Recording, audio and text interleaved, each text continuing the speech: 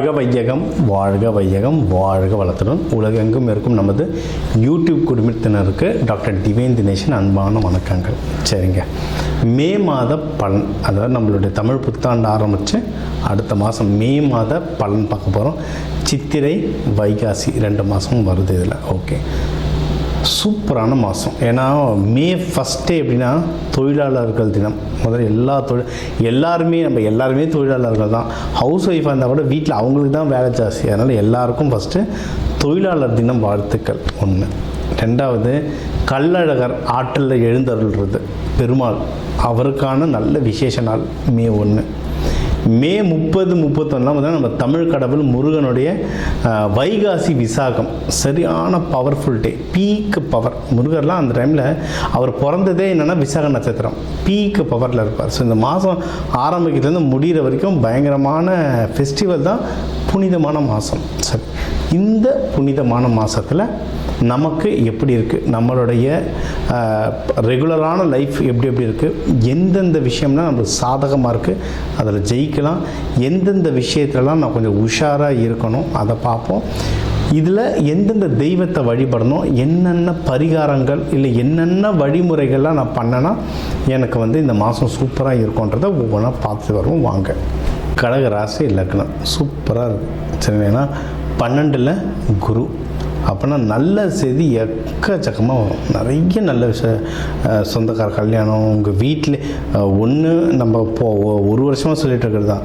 ஒன்று நீங்கள் கல்யாண வயசு இருந்தால் உங்களுக்கே கல்யாணம், இல்லை உங்கள் வீட்டில் கல்யாணம், இல்லை சொந்தத்தில் கல்யாணம், ப்ரமோஷன், வேலை, வீடு அப்படின்ட்டு நிறைய நல்ல செய்தியாக வந்துட்டுருக்கும். சரிங்களா? அது தொடரும், இன்னும் ஜாஸ்தி அதிகரிக்கும். இந்த மாதமும் நிறைய நல்ல விஷயம் நடக்கும்.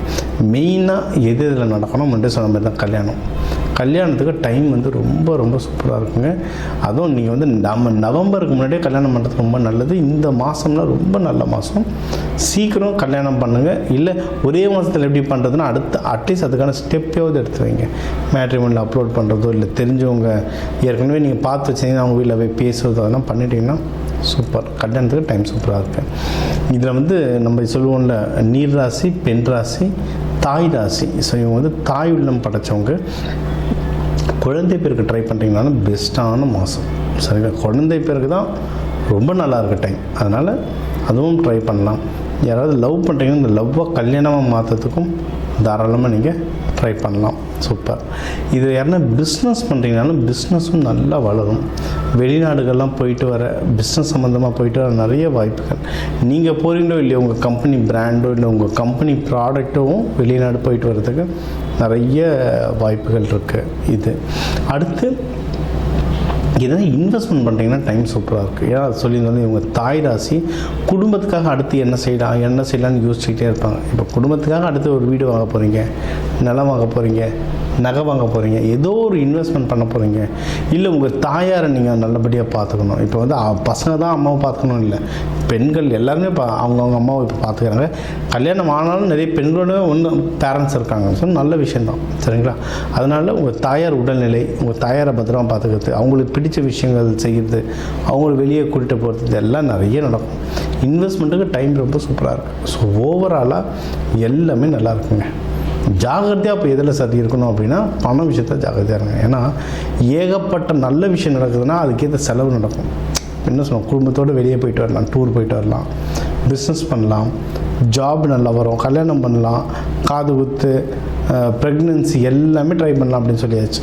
ஸோ இதுக்கெல்லாம் என்னென்னா செலவு சரியான செலவாகும். இன்றைக்கி ஒரு ஐவி ட்ரீட்மெண்ட்டுக்கு ப்ரெக்னென்சிக்கு யாருன்னா போயிட்டு வராங்கன்னா அவ்வளோ செலவு, லட்சமாக செலவுது. அதெல்லாம் கேட்கும் போதே அப்படியே என்னடா இது அப்படின்ற மாதிரி இருக்குது. இல்லை ஐவி வேணாம், நார்மலாக ஒரு டெலிவரிக்குன்னு ஹாஸ்பிட்டலில் போய் படுத்தாலும் அவ்வளோ செலவாகுது. அதனால் காசு ரொம்ப பத்திரம். கடகராசிக்காரங்க ரொம்ப எமோஷ்னலானவங்க. யாருன்னா கொஞ்சம் எமோஷ்னலாக பேசினா கையில் காசை கொடுத்துட்டு வாங்க முடியாமல் அவஸ்தைப்படுவாங்க. அதனால் அதெல்லாம் வேண்டாம். யார் கொடுக்குறோம், எவ்வளோ கொடுக்குறோம், வட்டி கொடுக்குறோமா இல்லை வட்டிக்கு வாங்குகிறோமா, இந்த கணக்கெல்லாம் நீங்கள் வச்சுருந்தீங்கன்னா உங்களுக்கு நீங்கள் புடச்சிப்பீங்க. பண விஷயத்தில் நீங்கள் புடச்சிப்பீங்க. இது ஒன்று. அடுத்து நீங்கள் தொடர்ந்து முயற்சி செஞ்சுக்கிட்டே இருக்கணும். அதாவது நான் ஒரு வீட்டுக்கு பொண்ணு பார்க்க போனேன் சார், அவங்க வேண்டான்னு சொல்லிட்டாங்க சார், எனக்கு கோவம் ஆகிடுச்சு, இதுக்கப்புறம் நான் பொண்ணே பார்க்க போக மாட்டேன், கல்யாணமே பண்ண மாட்டேன்னா நடக்கிறது கஷ்டம்.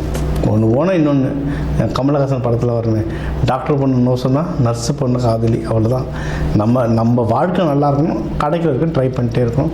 இது வந்து வேலை, பிஸ்னஸ் எல்லாத்துக்குமே அப்ளிகபிள். தொடர்ந்து முயற்சி செய்ய நீங்கள் வந்து வின் ஆகிட்டே போவீங்க. சூப்பருங்க.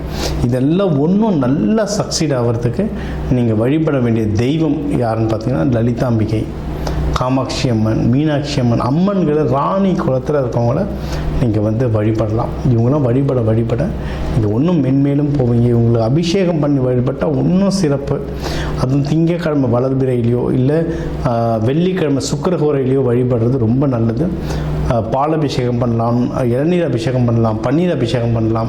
அந்த பாலை வந்து வர மக்களுக்கு அன்னதானமாக கொடுக்க இந்த மாதம் உங்களுக்கு சிறப்பாக அமையும். வேலை சம்மந்தமாக நிறைய வாய்ப்புகள், முன்னேறதுக்கு எக்கச்சக்கமான வாய்ப்புகள் இருக்குது.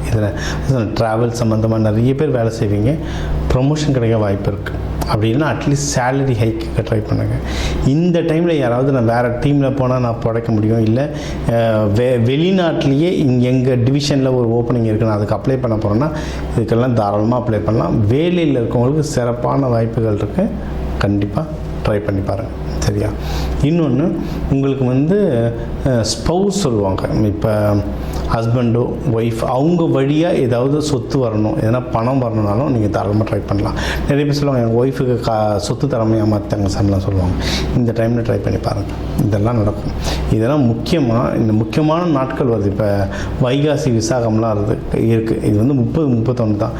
நீங்கள் இப்போத்துலேருந்தே அதுக்கு விரதம்லாம் இருந்து நீங்கள் வழிபட உங்களுக்கு வந்து இன்னும் நற்பலன்கள் வந்து ரொம்ப ஜாஸ்தியாகிட்டே வரும். சரிங்களா? உங்களுக்கு வந்து முக்கியமாக என்ன, வெளிநாட்டு யோகம்ங்க. உங்களுக்கு ஷார்ட்டாக எதனா ஒரு 2 வாரத்துக்கு ஒரு கண்ட்ரிக்கு போயிட்டு வரியா, இல்லை ஒரு பிரான்ச்சுக்கு போயிட்டு வரியா, இல்லை வேறு ஸ்டேட்டில் ஆஃபீஸுக்கு போய் ஒரு ஆடிட் மாரி பண்ணிட்டு வரீங்கன்னா தாராளமாக போயிட்டு வாங்க. ஏன்னா இது ப்ரமோஷன் கிடைக்கிற டைமு, சேலரி ஹைக் கிடைக்கிற டைமு, என்ன வேலை சொல்கிறாங்களோ நியாயமான வேலை எது சொன்னாலும் போயிட்டு செஞ்சுட்டு வாங்க.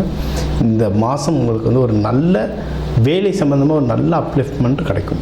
ஸோ இப்போ வந்து உங்கள் ராசிக்கு வந்து முக்கியமான தகவல் எல்லாமே பார்த்தோம். என்னென்ன ஓவராலாக எப்படி இருக்கும், பணம் எப்படி வரும், கடன் வாங்கலாமா வாங்கக்கூடாதா, வேலையில் முன்னேற்றம் எப்படி இருக்கும், தொழில் முன்னேற்றம் எப்படி இருக்கும், யாருக்கு கல்யாணம் நடக்கும் நடக்காது, என்ன பண்ணால் கல்யாணம் நடக்கும், மகப்பேறு பற்றி, உடல்நிலை, இந்த கோர்ட்டு கேஸு, சண்டை சச்சரவு, எல்லாம் ஒரு வாழ்க்கையில் வர முக்கியமான பிரச்சனைகள், முக்கியமான விஷயங்கள் எல்லாத்தையும் பார்த்துட்டோம். இப்போ நம்ம உலகத்தில் பார்த்திங்கன்னா ஒரு 12 கோடி தமிழர்களாவது இருப்பாங்க. ஒரு ராசி ஒரு கோடின்னு எடுத்தாலும் அவ்வளோ பேருக்கும் நம்ம வந்து பொது பலன் சொல்லியிருக்கோம். கைரேகை மாதிரி ஒவ்வொருத்தருக்கும் அவங்களுடைய சார்ட், ஜோதிடம் வந்து அவங்களுக்கு மாறும். சரிங்களா? இப்போ நம்ம பொது பலன் சொல்லியிருக்கோம். இதில் உங்களுக்கு எது மேட்ச் ஆகுதோ, இல்லைன்னா உங்களுக்கு வந்து வீட்டில் ஒரு முக்கியமான விஷயம், சார் கல்யாணம் நடக்க போகுது, இல்லை இப்போ நிறைய பேர் இந்த ஐவிக்கு வருவாங்க.